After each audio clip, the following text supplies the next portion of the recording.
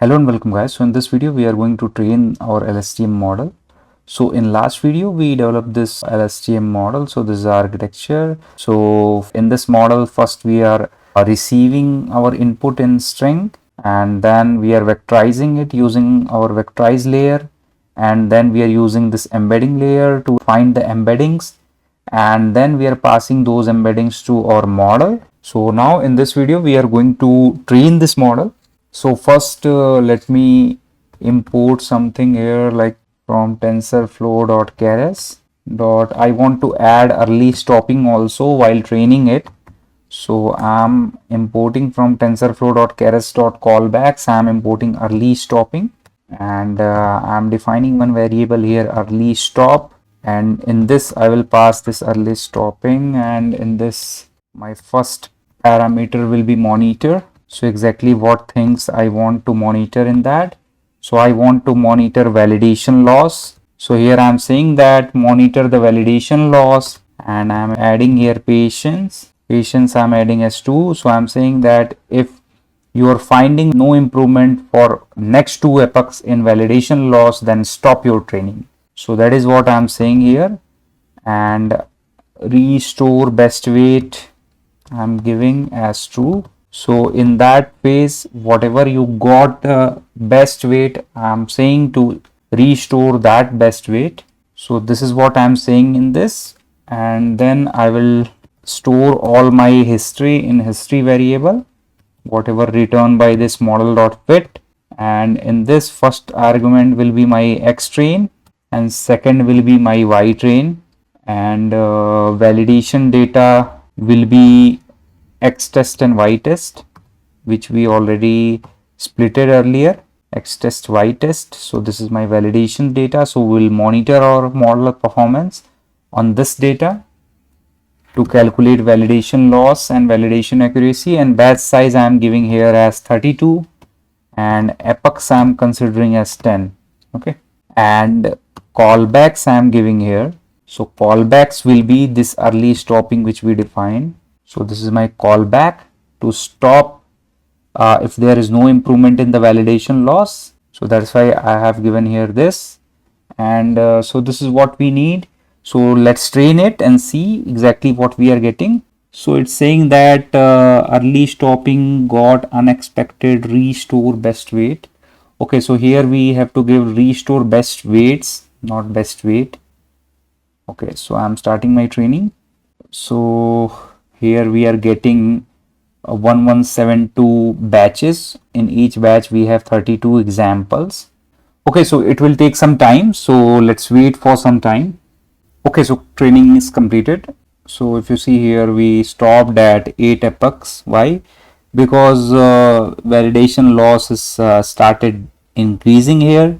It stopped here, so definitely it will consider weights for of this 6th epoch. So at 6th epoch we are getting 88% validation accuracy, and the validation loss is also 0.33. so that's the benefit of using this early stopping.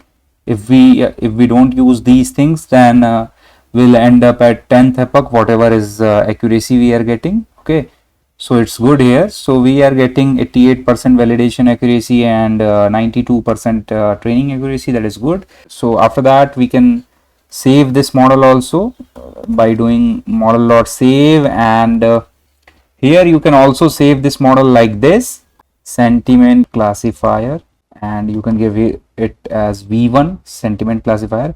So here you don't need to give the extension like h5 or keras. Like this also you can save it. So I'm saving like this. So after that I will get here like this. So this is a folder sentiment classifier v1, and this we have this asset and all. So this type of saving help you to avoid that sometimes if you take this entire folder and you will try in your machine, this will work independent of machine configuration, or whether it is legacy or whatever it is, it will work. So I have seen that sometimes if I'm training something and giving you in the form of h5 or something, then there may be some version conflict or something, but if you will try this, then definitely it will work. So that's why I am using like this here, and Now let's do the visualization and see how our accuracy is behaving with respect to each epoch. Okay, I'm giving here one markdown as accuracy visualization, and in this I need to import matplotlib. Import matplotlib.pyplot as plt, and I will give here plt.plot, and here I will give first history.history. So before that you can see also history.history what exactly it is. So history is this object, and if I do history.history then I will get this dictionary. So that's why I am doing here history.history, and in this dictionary I want first my training accuracy, so which is here in this accuracy key, and I'm giving this as label. I'm giving, so label is what? So label is training accuracy, and same I will use for validation accuracy, but for that I will give this key, so val accuracy, and this will get replaced with validation. Okay, so this is my validation accuracy, or you can give it also as test accuracy, because here we are trying test set. Here we tried this test set, so you can give it as test accuracy. And after that I will do plt.legend, plt.show. So if we don't do this plt.legend, then we'll not see the meaning of what is this orange and what is this blue. So that's why I am doing this, so that we get, okay, so this represent training accuracy, this represent validation accuracy or test accuracy. So this legend will pick this label and map it with this colors. Okay, so this is what we are getting.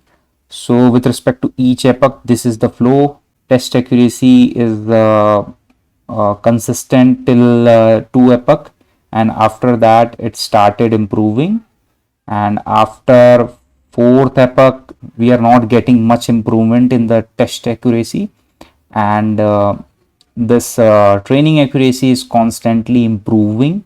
So we are stopping somewhere like here. So after 6th epoch we are not seeing much improvement in test accuracy, but this training accuracy is improving. So we are stopping here, because if we don't stop then we'll end up with overfitting. So that's why we are stopping somewhere here and recording the best model from here. Okay, so this is what we are doing, and yeah, so I think that's all for this video. So in this video we learn how we can apply early stopping and train our model, and what is the use of early stopping, we already saw that, and how we can save this model, and we also did the visualization of this. So that's all for this video. In next video we'll test this model on some random text, and also we'll evaluate our model performance by plotting confusion matrix. So that's all for this video. I hope you like this video. Thank you guys. Thanks a lot for watching this video.